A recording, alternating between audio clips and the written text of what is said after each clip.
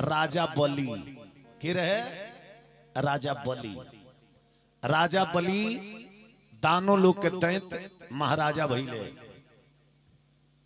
इतना ना देवता लोग से युद्ध कैले आ शंकर भगवान के तपस्या करके बल प्राप्त कैले कि राजा बलि समस्त देवता लोग के हरा दले। देवता लोग हार गई। देवता लोग हार गई। काहे हार गई? दुर्वासा ऋषि के श्राप से। एक बार दुर्वासा ऋषि सूर्य भगवान के तपस्या कैनी। सूर्य भगवान एगो माला दहनी कनिक दुर्वासा ही ले लो। इ माला जेकरा गाला में रही उ दुनिया में सबसे पहले ओकर पूजा होई। इ माला जेकरा गाला में रही ओकर दुनिया में सबसे पहले पूजा होई। तो दुर्वासा जी सोचले कि हम संत हई। संत ही ना चाहले कि लोग आके हमरा के पूजो, हमरा के गोड़ लागो।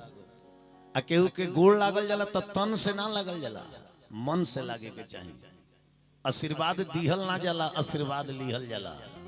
ध्यान दे, तन से प्रणाम ना, केहू के मन से प्रणाम करे के चाहिए।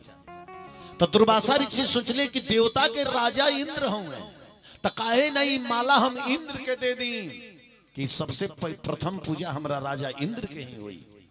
तो माला लेके दुर्वासा जी चल दिले रहे। आ तले इंद्र जी ऐरावत हाथी पर बैठ के झूमत चल दिले रहे। तो दुर्वासा जी वो माला मंत्र इंद्र के दहले। इंद्र वो मलवा लेके वो मलवा के मान सम्मान ना कैले। दुर्वासा जी जब वो माला दहनी इंद्र के तो इंद्र वो मलवा लेके हथिया के मस्तकवा पर चढ़ा दले। अपने ना पहनले हथिया के मुड़िया पर चढ़ा दले। अब बताई रहुआ हमरा के प्रेम से थरिया में फल लियाई खाए के, हम ओकरा के नचा के नाली में फेंक दी। रौरा वजह अपमान बुझाई कि ना बुझाई? अपमान बुझाई कि ना बुझाई? तो ई मलवा उठा के हथिया के मुड़िया पर चढ़ा दले। दुर्वासा ऋषि क्रोधी ऋषि रहले, शंकर जी के अंश अवतार। क्रोधित हो गई, श्राप दिले कि इंद्र तूने एक संत के माला का अपमान किया है और हाथी के मस्तक पर तू चढ़ाया है। इस माला का प्रयोजन तू नहीं समझा। इसका प्रयोजन था कि ये माला जिसके गला में रहेगा उसका सबसे प्रथम पूजा होगा। तो तूने हाथी के सर पे चढ़ा दिया। तो जाओ, तेरा सारा संपत्ति श्री हो जाएगा, सारा संपत्ति तेरा समुद्र में विलीन हो जाएगा और ये हाथी के सूंड का ही प्रथम पूजा होगा। यही कारण जब शंकर जी गणेश जी के मुड़ी कटनी, यही श्राप के कारण। काहे कि शंकर जी दुर्वासा अवतार रहनी तो अपन वचन सत्य करे खातिर गणेश के मस्तक कटनी। आ यही से वो गणेश जी के शरीर में लिया के हाथी के मुड़ी जोड़ल गईल। आ वो हाथी के मुंह ही सबसे प्रथम पूजित। ध्यान दे, अब सारा संपत्ति जितना रत्न रहे सारा रत्न समुद्र में विलीन हो गई।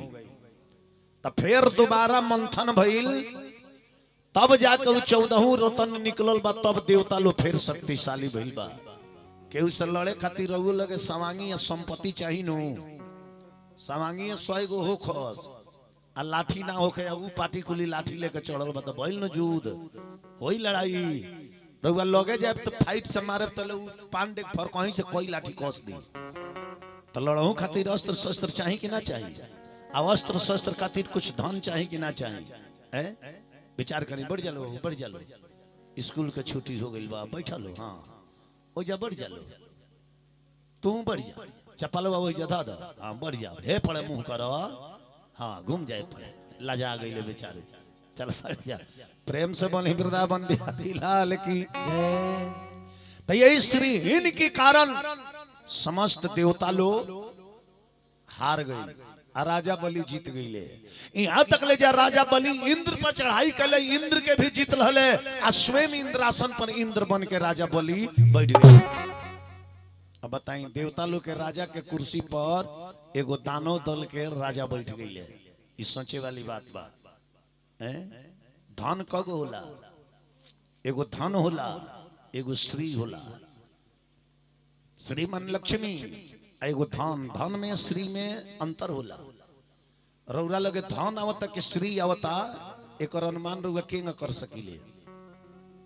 श्री ओकरा के कहल जाला लक्ष्मी, जवन पुण्य द्वारा सत्कर्म द्वारा आवेली ओकरा के श्री कहल जाला, जवन लूट पाट के आवेला ओकरा के धन कहल जाला। तो कहेंगे नहीं रहुआ पूछब जे हमरा लगे श्री आइल बड़ी कि हमरा लगे धन आइल बा।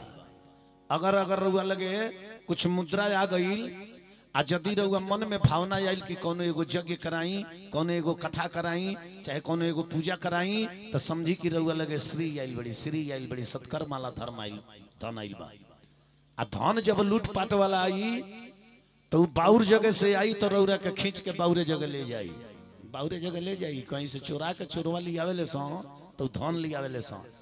तो साझी खान कहाँ जाले सो, हम चलो हो रात के बड़ा पेटी ढोवाइल बा, देह में दर्द बा, चलो तनी 2-4 गिलास मारा।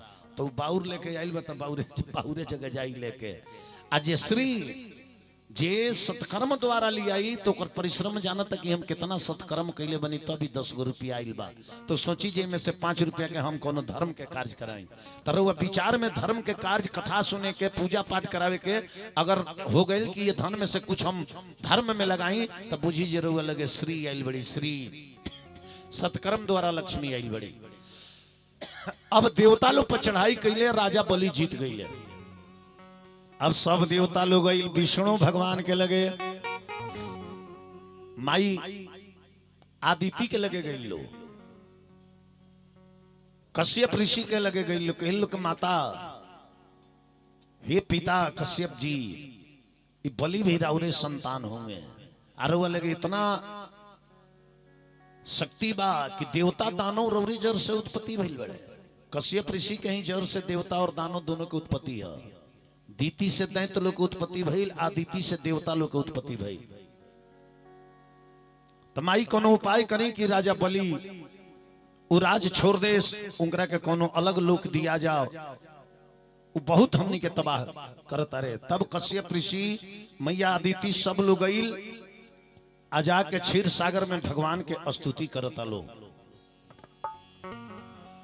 स्तुति करता लो कि हे गिरिनागर, हे गिरिवर तू, अरे सुन ले मेरी पुकार, ए भगवान तू लाज बचा ले, सेवक करत पुकार।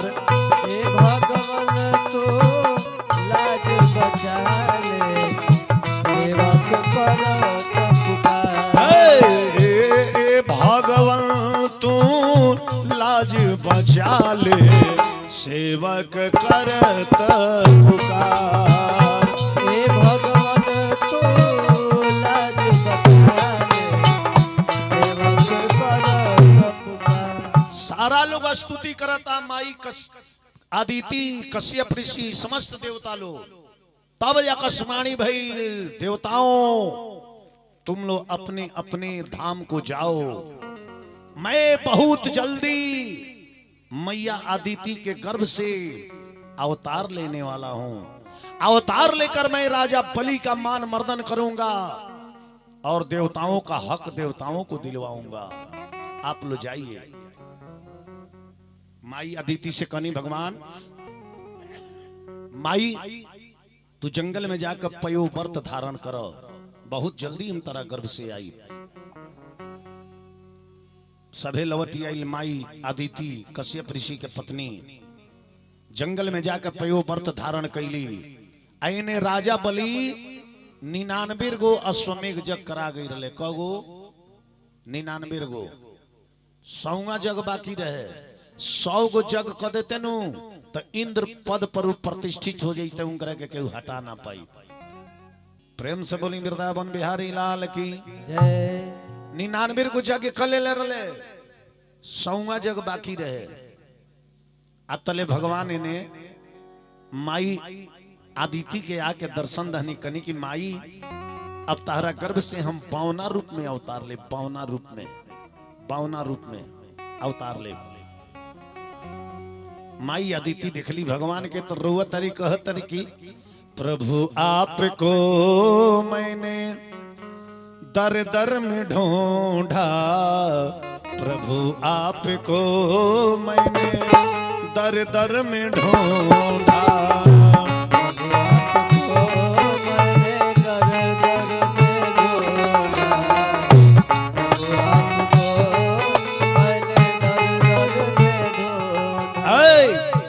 प्रभु आपको मैंने दर दर में ढूंढा, प्रभु आपको मैंने दर दर में ढूंढा, ये कहीं भी न पाया, कहीं भी न पाया तो मैं घर घर में ढूंढा, प्रभु आपको मैंने दर दर में ढूंढा, प्रभु आपको दर दर में हाय, प्रभु आपको मैंने दर दर में ढूंढा,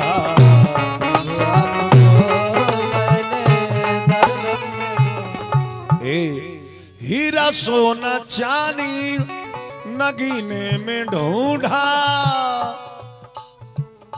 कहीं नहीं पाया अपने सीने में ढूंढा,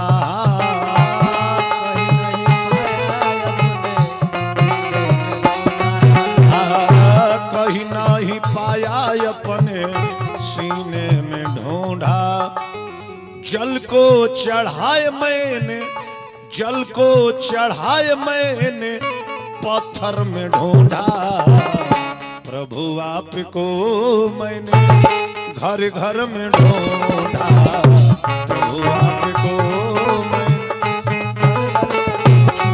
आए, प्रभु आपको मैंने दर दर में ढूंढा,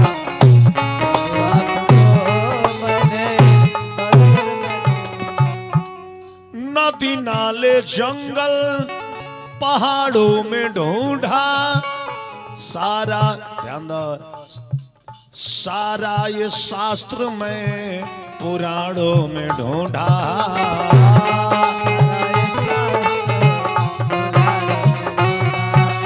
ये सारा ये शास्त्र में पुराणों में ढूंढा, लेकिन अपने दिल की, लेकिन अपने दिल की अंदर न ढूंढा, प्रभु आपको मैंने घर घर में ढूंढा, प्रभु आपको मैंने प्रभु आपको मैंने दर दर में ढूंढा,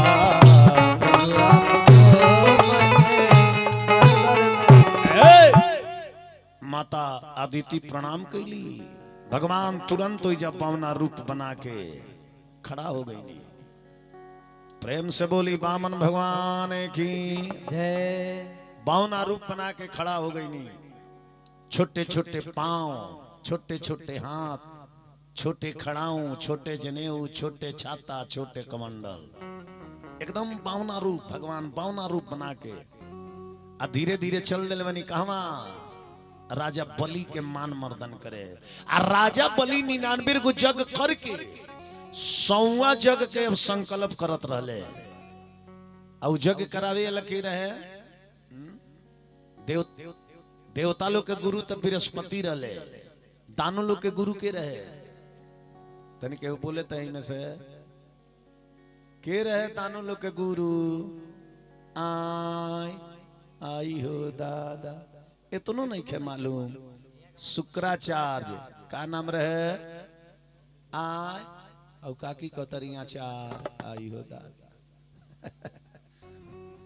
शुक्राचार्य नाम रहे, वो जग करावे बैठा रहे, 100वां जग के संकल्प देवे जात रहे, तले बामन भगवान आ गई जग के गेट पर, दरबान लोग खड़ा रहे, बामन भगवान कहनी दरबान लोग से कि हम सुनले बानी कि तार राजा बलि बड़ा दानी हुआ, बहुत दानी, आज ले दरवाजा से केहू के लौटे नहीं खंदे ले, दानव होते हुए भी महादानी राजा बलि है, तो हम कुछ मांगे आइल बानी तारा राजा से, तनी अपना राजा के भेज दो।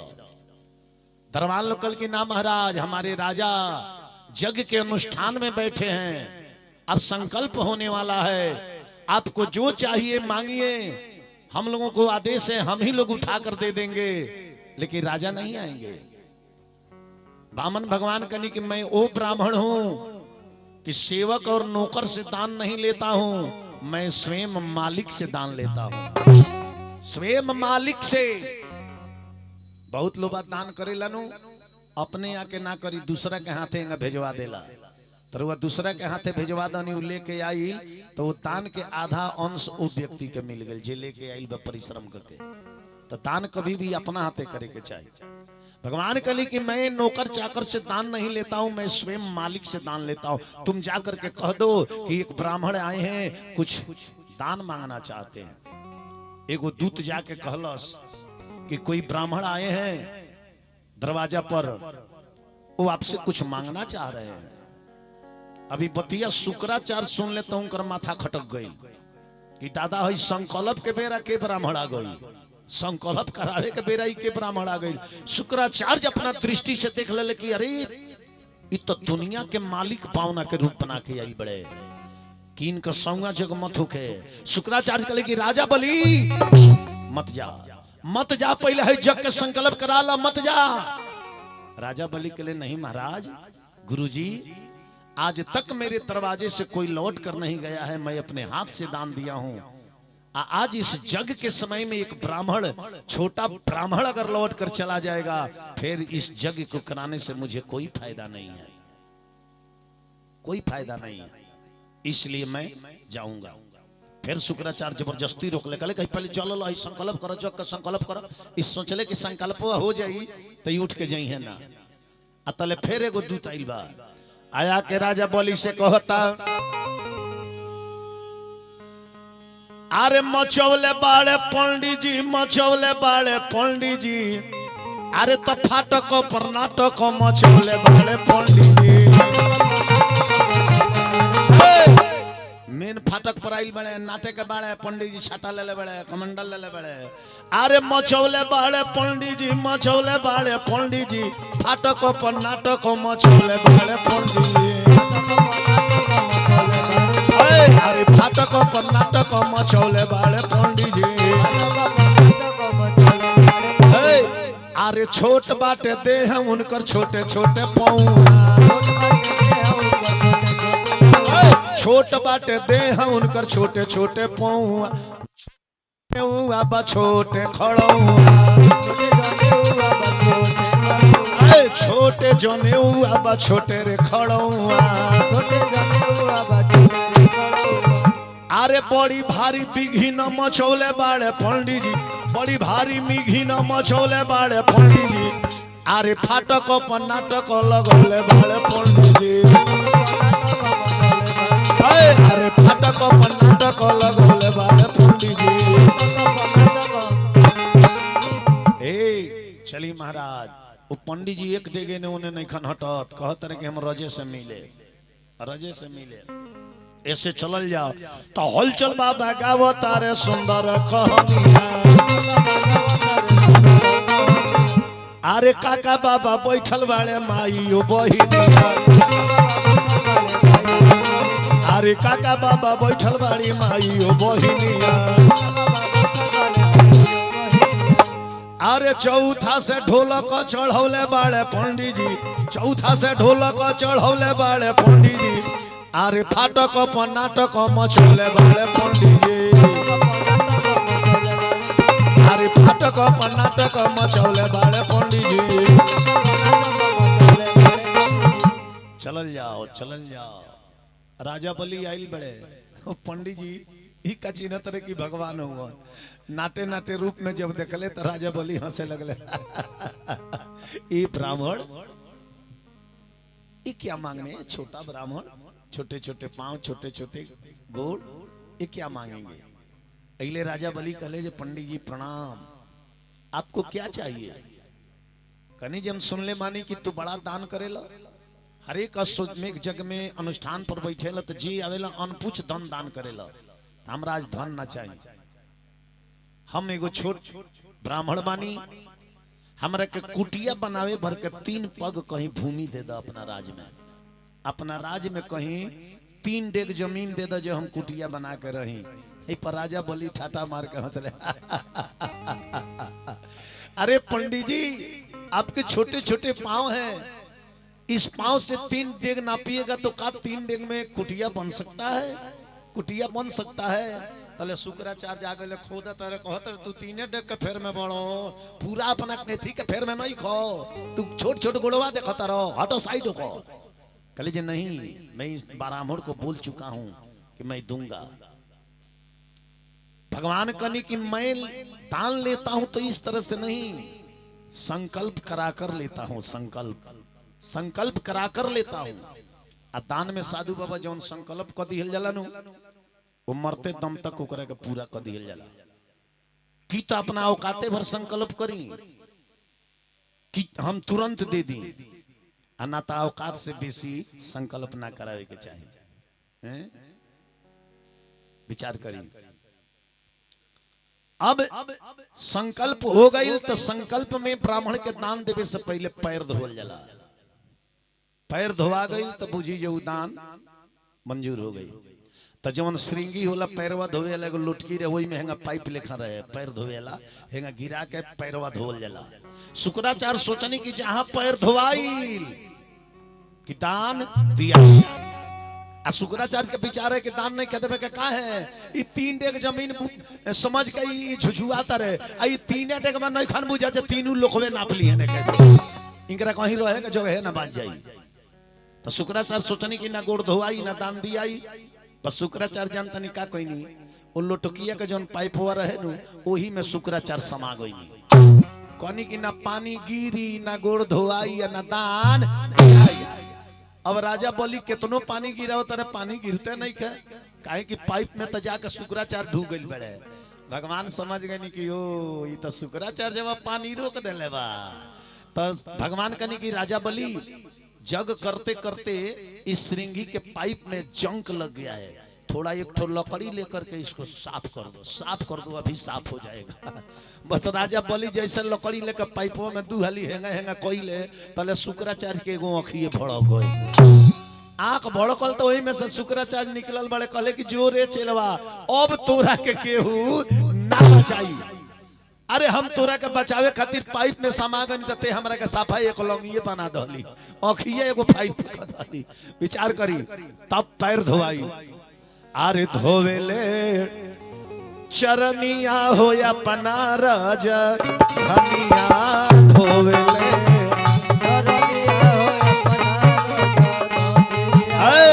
धोवेले चरनिया हो या पना राज धनिया धोवेले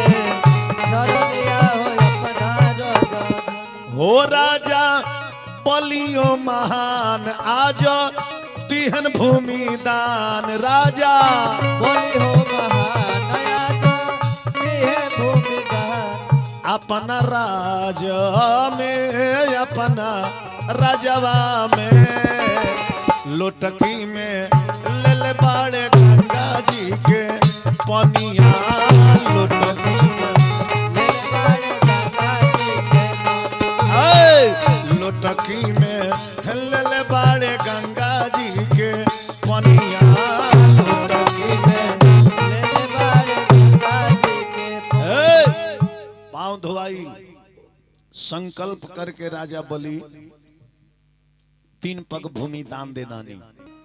भगवान कनी कि अब अपना डेक से नाप के ले सकतनी राजा बलि कहले के वो तो कौनो कोना नापे तो 3 डेग अपन नाप ली के नहीं हो रउआ रहला से ना रहला से के का घाटा बा 3 पग भूमि कितना भई रउआ गोड़ से एगो कुटियो तो ना बैठी आज भगवान लगनी अपन डेग बढ़ावे एक के डेग में 1 लोग दूसर का डेग में 3 लोग तीसर का उठौनी तब कहीं धरे के जगह ही ना रहे। अब राजा बलि हको बको भइल बड़े रे गुड़ के साइज छोटे रहला तो पूरा मीटरे नाप लले हैं। भगवान कनी कि राजा बलि तू 3 पग दान देले बड़ो अभी 2 पग भइल भाई तीसरा जब कहीं धरे तब न 3 पग होई तो तीसर का कहां धरी बोला तीसर का कहां धरी। तो राजा बलि हाथ जोड़ के सर झुका लहले कहले प्रभु तीसर का पैर आप हमारे सर पे रख दीजिए हमारे सर पे रख दीजिए यानी कि वो जब उनकर मान मर्दान हो गई।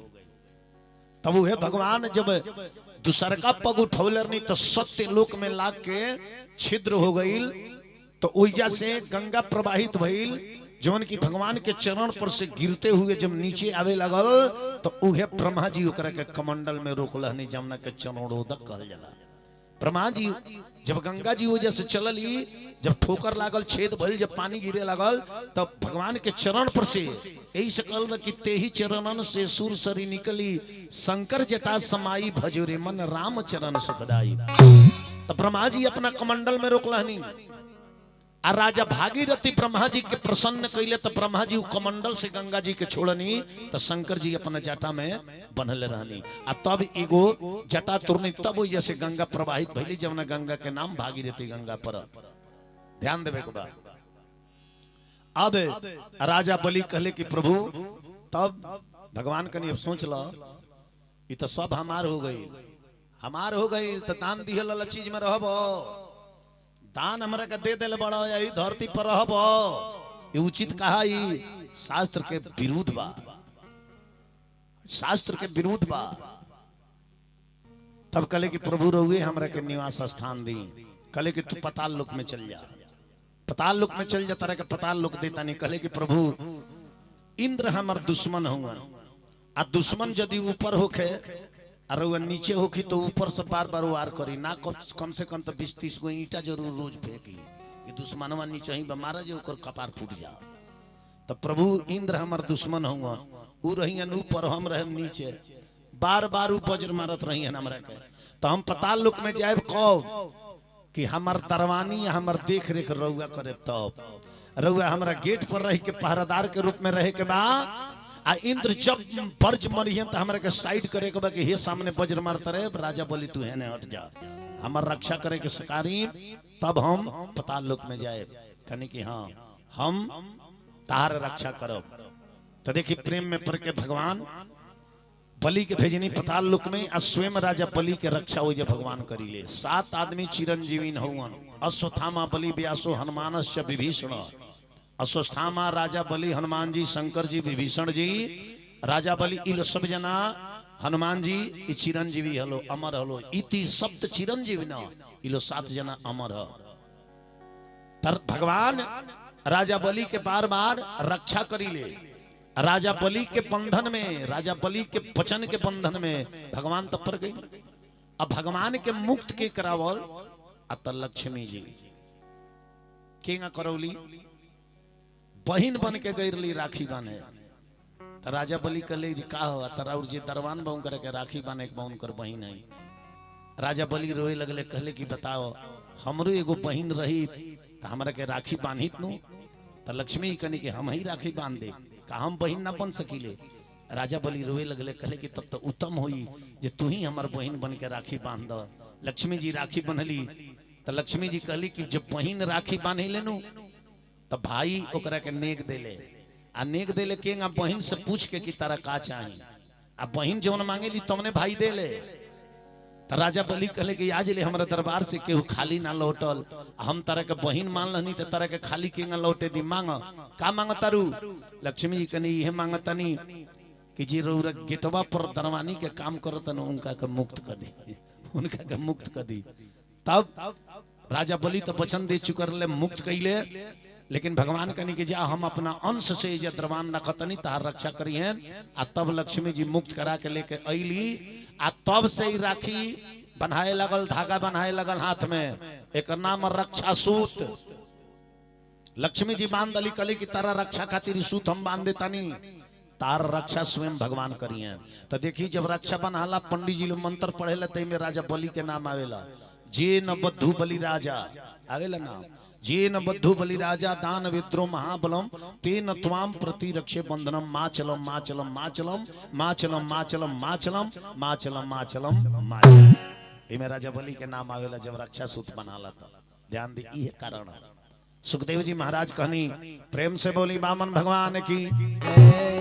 इत राजा परीक्षित राजा बलि को मान मर्दन करने के लिए भगवान ने वामन अवतार लिया, लेकिन मछली का भी अवतार लिया। मछली के जौना क्या कहल जला मत्स्य अवतार, का कहल जला मत्स्य अवतार। आई अवतार के नाम से एगो पुराण भी बा, जौना पुराण के नाम है मत्स्य पुराण। मत्स्य पुराण ध्यान दे। भगवान मछली का अवतार कब ले रही? प्रलय 4 प्रकार के होला।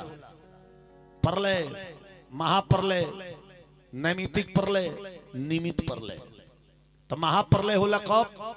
पृथ्वी चल जाई नीचे, जल आ जाई ऊपर, पूरा जल ही जल हो जाई, ये महाप्रलय हो गए। प्रलय, प्रलय के होला एक तरफ से आग के धधक उठी और पूरा गांव जला के राख कर दी, वो प्रलय हो गए।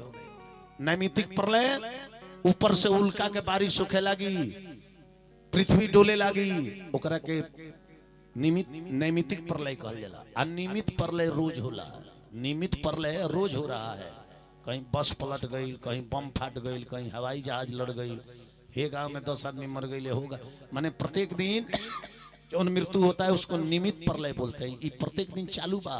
कोनो गांव में 10 गो लड़कन के जन्म भइल, तले पता चली कोनो जिला में 100 आदमी है जैसे ट्रांसफर हो गई है।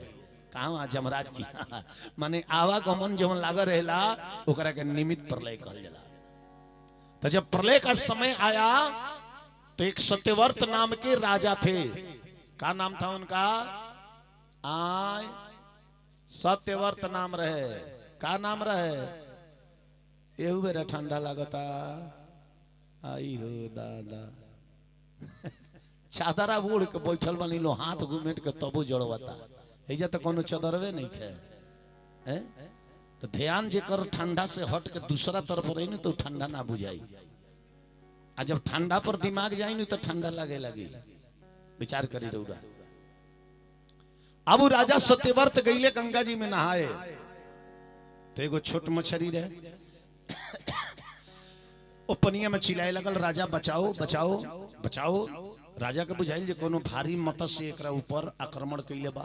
तो राजा के दया आई, ओ हेती चुकी मछरिया के उठा के कमंडल में डाल रहले। कमंडल में डाल के लेके अभी घरे आवते बड़े तलू एक बेर एक हाथ के हो गए। कहले जे हैं अबे लेके आवते बनी तले एक हाथ के हो गए।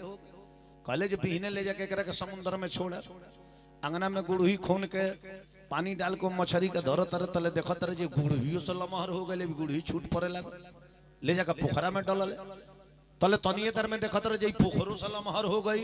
ए भाई कौन मछली है दादा, ये ऑटोमेटिक बढ़ती। फिर ले जाके सोचले कि यहू से बड़ा तालाब में डाली, बड़ा तालाब में डाले तो बड़ा तालाब भी छोटा पड़ गई। तब कहले जी आप हैं कौन? राजा कहले कि आप हैं कौन जो सेकंड पल पल में अपने शरीर को विशाल करते जा रहे हैं, आप कौन हैं? तब आकाशवाणी भइल, राजा मैं मत्स्य रूप में आ गया हूं, यह पृथ्वी कल प्रलय होगा। तुम एक नौका मंगा लो, नाय, उस पर इस संसार के जितने बीज है उनको रख लो और जितने सप्तऋषि हैं सबको नौका पर बिठा लो। ये पूरा पृथ्वी नीचे जाएगी, जल ही जल हो जाएगा, एक कल्प तक वो जल रहेगा। आज जब पूरा पृथ्वी जलमग्न हो जाएगा तो उस नौका के पास मैं आऊंगा मत्स्य रूप में, तो तुम मेरे सिंह में रस्सी बांध देना। जितने दिन तक प्रलय रहेगा उतने दिन तक इस जल में मैं सबको भ्रमण कराऊंगा, और जिस दिन प्रलय काल समाप्त होगा तो तुम्हारे पास इस पृथ्वी का सारा बीज, सारा औषधि और ये सप्तऋषि लोग रहेंगे, यही काम करना। सुखदेव जी महाराज कहनी कि राजा वही अकेले वो प्रलय काल बीतल, फिर सृष्टि के संरचना भइल, तभी पृथ्वी पर फिर उहे राजा सत्यवर्त जवन बीज औषधि रखल रहे वही के धरती पर विस्तार भइल। प्रेम से बोली मत्स्य भगवान की जय। अब कथा चल गई 9वां स्कंद। भगवान कहनी कि अब इसके बाद, सुखदेव जी महाराज कहनी कि इसके बाद भगवान प्रभु श्री राम ने, श्री राम के रूप में प्रभु ने अवतार लिया, इंसान रूप में। भगवान एक ही रूप नहीं बनाते हैं। जब जब हो ही धर्म के हानि, बाढ़े असुर अधम अभिमानी, तब तब धरी हरि विविध। विविध माने अनेक प्रकार, एक प्रकार के ना विविध शरीरा, अनेकों प्रकार के शरीर धरी ले। ब्राह्मण बनल बानी, मत्स्य भी बनल बानी, कच्छप भी बनल बानी, मोहनी भी बनल बानी, नरसिंह भी बनल बानी, नाना प्रकार के रूप भगवान बनाते, जहां जैसी आवश्यकता। जैसे रहुए इंसान बानी, जहां जैसा आवश्यकता लो ऐसा रूप बना ली। लेकिन बेटा के ससुरारी जाए तो समधियाना में समधी के रूप में जाए, माँ धोती कुर्ता एकदम नील उल डाल डुल के, केस रंगवा उंगवा के फिटिंग का हल्लू कही जे हाँ चपरैठा आला समधी जी आइल बानी। विचार करी। आ उहे रहुआ ससुरारी जाए तो दामाद के रूप में जाए, बहिनौरा जाए सार के रूप में जाए तो देहिया एके गो, लेकिन सिस्टम बदलत जाला कि ना बदलत जाला। ससुरारी जाए तो लोग कहीं पहुना, बहिनौरा जाए लोग कही जाए ही तो हूँ छोटा का, यह ही तो हूँ है। समधियाना जब तो लोग कह जाए ये हूँ समधी जी। तो अलग अलग रूप शरीर में तो एक गो, लेकिन जहाँ जहाँ झींगा जाए ओंगा ओंगा रूप हो जाए कि ना हो जाए, हो जाए कि ना हो जाए। तो यह बात बा, समय समय के अनुसार बात बा। कान्हा पर कुदारी ले ले किसान के रोल हो जाए, 5 गो माला पहन के चंदन मार ले साधु के रूप हो जाए, हाथ में बंदूक लेकर चल दे आतंकवादी के रूप हो जाए, किराना दुकान खोल कर बढ़ जाए बनिया का रूप हो जाए ना बबुआ, गांजा घींचे लगे और घरदानी के रूप हो जाए ना बबुआ, अब बोतल लेकर मारे लगे पियकड़ के रूप हो जाए। तो माने जब जैसन करे वैसन रूल बदल जाए। आ शरीरवा एक बा। विचार करी, पान बेचे लगनी तो लोग कही पान वाला, पकौड़ी बेचे लगे लोग कही पकौड़ी वाला, एक गो देहिया जौन बेची तवन आला। अब यहाँ का एक गो हई, यहाँ का साउंडो चलेला बड़ी वीआईपी। तो जहाँ यहाँ का साउंड लेके जाता कब लोग कहते साउंड डाला, ऐजा कैमरा लेके आयल बन तो लोग कही कैमरा वाला काजी बात बाकी ना बा। अब मोटरसाइकिल लेके चलत हो केहू के धक्का मार दे तो कहे जो धक्कावा मरला सब गड़िया आला। अब हो जाए यहाँ के गड़िया आला होगा नहीं देहिया एक एगो। समय समय के अनुसार रोल बदलत जाला, बदले लगी ना। हाँ अब यहाँ के मानी जे ढोलक आला, आ गौवा में साइकिल लेके घूमिली तो लोग कहला मूंगफली आला से बोली वृंदावन बिहारी लाल की जय। अब देखिए, अब मत्स्य भगवान के अवतार भइल तब सुखदेव जी महाराज का नहीं है राजा परीक्षित। भगवान के अवतार सूर्य वंश में भी हुआ। किसके यहाँ? राजा दशरथ जी के यहाँ। दशरथ जी कौन थे? तो जब शुरू में हम बतौले रहनी सृष्टि के संरचना, विष्णु के नाभि से कमल निकलल, कमल पर ब्रह्मा जी के उत्पत्ति भइल। ब्रह्मा के मानस 10 गो पुत्र भइले, जौना में सबकर वंशावली सुनौनी। वही में मन से एगो पुत्र पैदा भइले जेकर नाम पड़ल मरीची। का नाम पड़ल? आय और काकी कतरी लीची, आइयो लीची नाम ना पड़ल, मरीची नाम रहे मरीची। वो मरीची के लड़का भइले कश्यप ऋषि। जब ना कश्यप ऋषि के दस्तान सुनौनी, उनके घरे आके अदिति के गर्भ से वामन भगवान अवतार लले। वो कश्यप ऋषि के लड़का भइले सूर्य, जेकरा के सूर्य भगवान कहिले सन, जेकर आज 3 दिन से इंतजार होता कि तनी अपन वेपर लाइट दिखाईते, लेकिन नैखन देखाव। हाँ वेपर लाइट के बॉल फ्यूज हो गइल बा, कुहासा आके छाप ले बा। समय समय का बात बाकी ना, जौना सूरज के बड़ा प्रेम से इंतजार होता, यही सूरज के मई जून में तिरस्कार होला कि कितना टाइट उगल बड़े। ए बार ठंडी से लोग घर में से नहीं निकल, और वो बेरा गर्मी से लोग ना निकली घर में से बतिया बाकी ना बा, समय समय का बात बा। विचार करी तो सूरज के लड़का भइले व्यवस्थित मनु, जो व्यवस्थित मनवंतर है कलयुग में चलता। व्यवस्थित मनु के लड़का भइले राजा इक्ष्वाकु। राजा इक्ष्वाकु के लड़का भइले राजा विकुक्षी। विकुक्षी के लड़का भइले राजा शकुनी। शकुनी के लड़का भइले ससाद। ससाद के लड़का भइले श्राव, जोन बिहार में समस्तीपुर नगरी के बसौले। श्राव के लड़का भइले हर्यशव। हर्यशव के लड़का भइले निकुंभ। निकुंभ के लड़का भइले संतासव। संतासव के लड़का भइले राजा प्रसेनजीत। राजा प्रसेनजीत के लड़का भइले राजा युनासव। राजा युनासव के ही पेट से एगो लड़का भइले जेकर नाम पड़ल मंधाता। मंधाता के लड़का भइले पुरुकुष्ट। पुरुकुष्ट के लड़का भइले त्रिढ़स्यु। त्रिढ़स्यु के लड़का भइले संभुत। संभुत के लड़का सुधनवा। सुधनवा के लड़का त्रिधनवा। त्रिधनवा के लड़का त्रियावरुण। त्रियावरुण के लड़का रहे त्रिशंकु। आ वही त्रिशंकु के लड़का रहे सत्यवादी राजा हरिश्चंद्र। हरिश्चंद्र के लड़का भइले रोहित। रोहित के लड़का भइले हरित। हरित के लड़का भइले चुचू। चुचू के लड़का भइले ब्रिक। ब्रिक के लड़का भइले बाहुक। बाहुक के लड़का भइले राजा सगर, जेकरा 60,000 लड़का रहे। 60,000 बताई। राजा सगर के 2 गो मेहरारू रही, एगो के नाम सुनीति रहे, एगो के नाम केसनी रहे। तो सुनीति के गर्भ से एगो लड़का भइले जेकर नाम असमंजस पड़ल, आ केसनी के गर्भ से 60,000 लड़का भइले। एगो पिंड जन्म लहल, वही पिंडवा के 60,000 टुकड़ा करके अलग अलग राख के ओकर पालन पोषण कैले, उ 60,000 पुत्र भइले। वो 60,000 पुत्र जब भइले, राजा सगर जब अश्वमेघ जग करवले तो वो अश्वमेघ जग के घोड़ा चुरा के इंद्र जी ले जाके कपिल मुनि के आश्रम में बांध दले। तो राजा सगर के 60,000 लड़का वो घोड़ा के खोजे खातिर पूरा पृथ्वी के खोन दहले जा, जौन सागर के रूप ले ललस। राजा सगर के ही लइकन के खोदल जे ओकर नाम सागर पड़ल।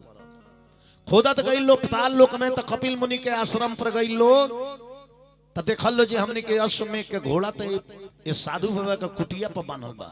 साधु बाबा हमार घोड़ा चोरा के जाके ये मंत्र जपता रहो, एक बे 60,000 पुत्र परले सन कपिल मुनि के मार देवे खातिर। तले कपिल मुनि क्रोध से जब तकले, बस 60,000 लड़का जर के वही भस्म हो गई सब। अब 60,000 लड़कन के तरन तारा खातिर दूसर का लड़का समंजस रहे, गंगा जी के तपस्या कैले धरती पर आ जा, 60,000 भाई के तरन तारा हो जाओ। गंगा जी ना आईली, असमंजस के लड़का अंशुमान भइले, वो तपस्या कैले, गंगा जी ना आईली। अंशुमान के लड़का राजा दिलीप भइले, वो तपस्या कैले, गंगा जी ना आईली। दिलीप के लड़का राजा भागीरथी भइले, उहे तपस्या करके ब्रह्मलोक से गंगा के मृत लोक में बुलौले, ऐसे गंगा के नाम भागीरथी गंगा पड़ल। भागीरथ के लड़का भइले स्रोत, स्रोत के लड़का नभाग, नभाग के लड़का अम्बरीश, अम्बरीश के लड़का सिंधुदीप, सिंधुदीप के लड़का आयुताजित, आयुताजित के लड़का ऋतुपर्ण, ऋतुपर्ण के लड़का आतुपर्ण, आतुपर्ण के लड़का सुदास, सुदास के लड़का सौदास, सौदास के लड़का सौकर्मा, सौकर्मा के लड़का अरणय, अरणय के लड़का निघ्न, निघ्न के लड़का दिलीदूह, आ दिलीदूह के लड़का ले राजा रघु, आ राजा रघु के लड़का ले राजा अज, आ राजा अज के लड़का ले चक्रवर्ती राजा दशरथ जी। आ वही दशरथ जी के घर में प्रभु के श्री राम रूप में अवतार। सुखदेव जी महाराज सुनवनी के दशरथ जी के 3 गो औरत रहली। कगो औरत रहली दशरथ जी के? 3 गो। का नाम रहे? आय कौशल्या, सुमित्रा, आके कई। का नाम रहे जी बाबा? बंकुल बाबा बोली तो माइक में, माइक में दे दे बाबू। अरे बोली जो लोग देख ले, जो रघु बोली ले, बोली कोशिला। हाँ बोली बोली कोशिला, बड़ी देवरिया। हौरी अरे अल्लाह बोली कोकही, के कही है औरी। अब ओकरा से का पूछत तनी, बोली सुमित्रा। अच्छा सुमित्रा कही। हाँ तो गजब माने हम धीरे धीरे बोलवावे के प्रैक्टिस करतनी है, बहुत कम बोली ले।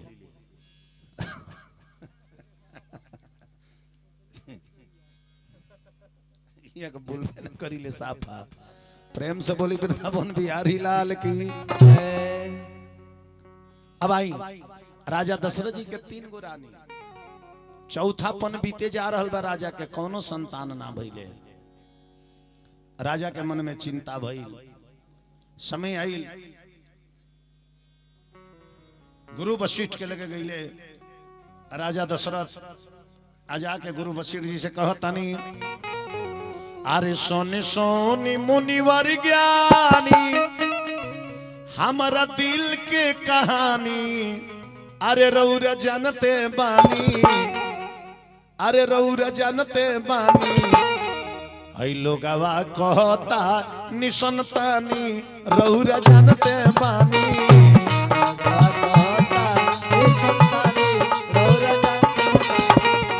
लोगवा कहता निसंतानी, रौरा जानते बानी।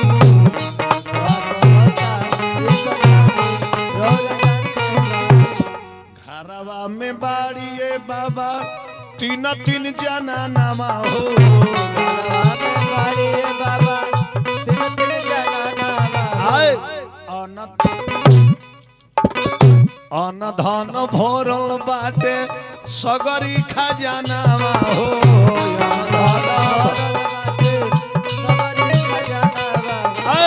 अनधन भरल बाटे सगरी खजानावा हो। ए बाबा गुरुजी घरवा में बाड़ी ये बाबा, घरवा में बाड़ी ये बाबा, तीन तीन गो रानी रौरा जानते बानी, रौरा जानते बानी। है लोगवा कहेला नी संतानी रौरा जानते बानी।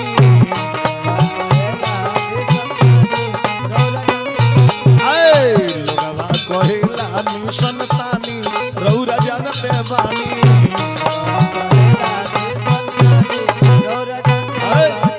गुरु वशिष्ठ जी दिखनी है सुखदेव जी महाराज। सुखदेव जी महाराज कने के हे राजा परीक्षित, जब गुरु वशिष्ठ दिखनी तो कनी राजा तू एगो पुत्र खातिर रोवता रह, समय आई तो तारा घर में 4 गो पुत्र हुई हैं। कौ गो पुत्र हुई हैं? 4 गो। लेकिन केंगा हुई हैं? पुत्रवेष्टि यज्ञ कराओ। आई पुत्रवेष्टि यज्ञ करी के समीक ऋषि के लड़का श्रृंगी ऋषि, हे राजन जे तारा के श्राप देले बा उहे श्रृंगी ऋषि उ यज्ञ करौले रहले। आ श्रृंगी ऋषि सरप ले रहले। राजा परीक्षित के सरप ले रहे कि तारा के 7वां दिन सांप काटी तक्षक नाग, श्रृंगी ऋषि सरप ले रहले समीक ऋषि के लड़का।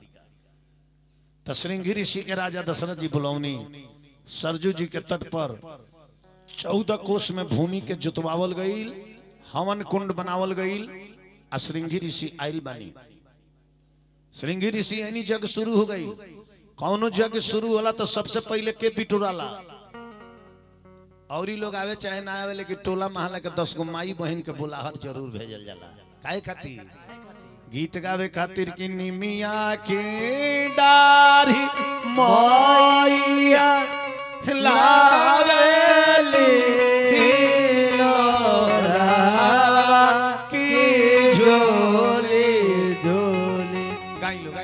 मैया गावेली सबे गाऊ ताके झोले झोले।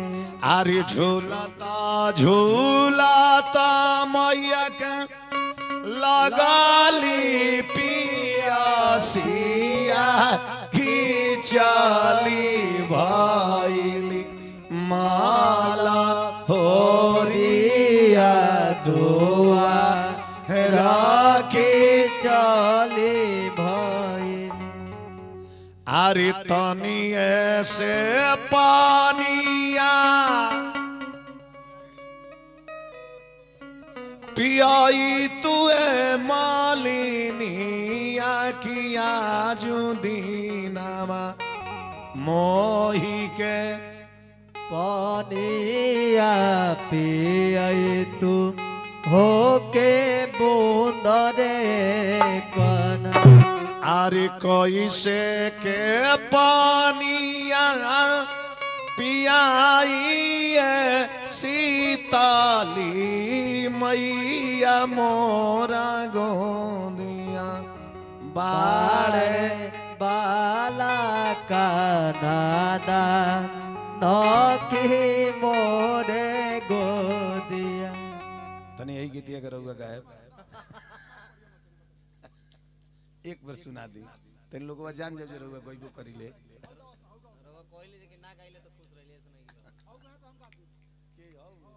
सात जन्म में ना गई है सुतला के बाद उगावेले। प्रेम से बोली वृंदावन बिहारी लाल की आई। अब श्रृंगी ऋषि हवन कहनी, वो हवन कुंड में अग्नि देवता प्रकट हो गई। भगति सहित मुनि आहुत दीने अप्रकटे अग्नि चरु कर लीने। आओ सोना के कलसा में खीर लेके निकलनी। राजा दशरथ जी के दहनी कहनी कि हे महाराज ई खीर ले जाके तीनों रानी लोग के खिया दे। यही खीर खैला के प्रभाव से रहुआ घर में एगो दूगो ना 4 गो बेटा हुई है। कगो हुई है? 4 गो हैं। राजा खीर लेके गई ले रानी के लगे। सबसे पहले बुलौले तो रानी कौशल्या जी आइल बानी। तब वही राय प्रिय नारी बुलाई या कौशल्या दी तहाँ चली आई। सबसे पहले कौशल्या जी आइल बानी। त राजा दशरथ जी कहनी अरे खाइला खिरिया कोशिला रनिया अरे खाइला खिरिया कोशिला रनिया कोशिला जी खा लो सुमित्रा जी खा लो कोशिला जी खा लो सुमित्रा जी खा लो आर खाइला खिरिया कई रनिया अरे खाइला खिरिया कई रनिया तीनों रानी लोग के राजा खीर बंटले केंगा बंटले अर्ध भाग वो सारा खीरिया में से आधा कौशल्या जी के दे दानी कहीं कि सबसे जेठ रही अर्ध भाग कौशल्या दीना उभय भाग आधे कर लेना आधा कौशल्या जी के दे दानी आधवा बाचल आधवा में 2 भाग करके एक भाग सुमित्रा जी का एक भाग केकई जी के दे दानी। तो ई बताई जे काहे कौशल्या जी के एगो बेटा भइले भरत जी के एगो बेटा भइले सुमित्रा जी के 2 गो बेटा काहे हो गइले काहे हो गइले जानते नहीं काहे आनंद रामायण में लिखल बा कौशल्या जी अपन खीरवा हाथ में ले ले बड़ी के कईयो माई ले ले बड़ी सुमित्रो जी ले ले बड़ी अतले आकाश से एगो चिल्हुरी नाई आ मरल झपाटा आ सुमित्रा जी के हाथ में से वो खीर लेके आकाश में उड़ गई लेके गई कहवा माई अंजनी अंजन मुख पर्वत पर तपस्या करत रही पुत्र खाती आउ चिल्हुनिया ले जाके माई अंजनी के आंचर में गिरा दहलस खीरिया तो भगवान के प्रसाद समझ के ग्रहण कैली तो गर्भवती भैली आनंद रामायण बतावे कि वही खीर खैला के प्रभाव से हनुमान जी के भी अवतार है आनंद रामायण में विचार करी अब तक के कई के लगे खीर बा कौशल्या जी के लगे खीर बा सुमित्रा जी के तो हाथ खाली हो गई तो दोनों सवत में देखी प्रेम कितना बा थोड़े कौशल्या जी अपना में से काढ़ के दहली आ थोड़े केकई जी अपना में से काढ़ के दहली तो सुमित्रा जी के कगो हिस्सा हो गई 2 गो हिस्सा भइल न थोड़े कौशल्या जी दानी थोड़े केकई जी दानी तो 2 हिस्सा खैली ऐसे उनकर 2 गो पुत्र भइले कौशल्या जी जवन खीर देले रही ओ अंश से जे भइले लक्ष्मण जी उ राम जी के अनुगामी भइले कौशल्या जी खीरिया देले रही तो राम जी के पुत्र कौशल्या के पुत्र राम जी के अनुगामी भइले सुमित्रा के पुत्र लक्ष्मण जी आज जवन केकई माई खीरिया देले रही ओ अंश से शत्रुघ्न जी भइले तो केकई के पुत्र भरत जी के अनुगामी भइले कहीं देखे राम लक्ष्मण एक संग बड़े आ भरत शत्रुघ्न एक संग बड़े कारण ये रहे समय आइल खीर खाई लो तीनों रानी गर्भवती भइल लो सुन लानी लो कथवा हाँ घर के कमवानु बा तीनों रानी लोग गर्भवती अवस्था में भइल ए जमाई बहन लोग आवेला अरे देहिया पर छपली पियरिया रे रहिया चल लो ना जाला देहिया पर छपली पियरिया रहिया चलो ना अरे देहिया पर छपली पियरिया रे दुखवा सहलो ना जाला देहिया पर छपली पियरिया रहिया चलो ना अरे चललो ना जाला रे डगरिया रे मनवा खूबे हुलिया से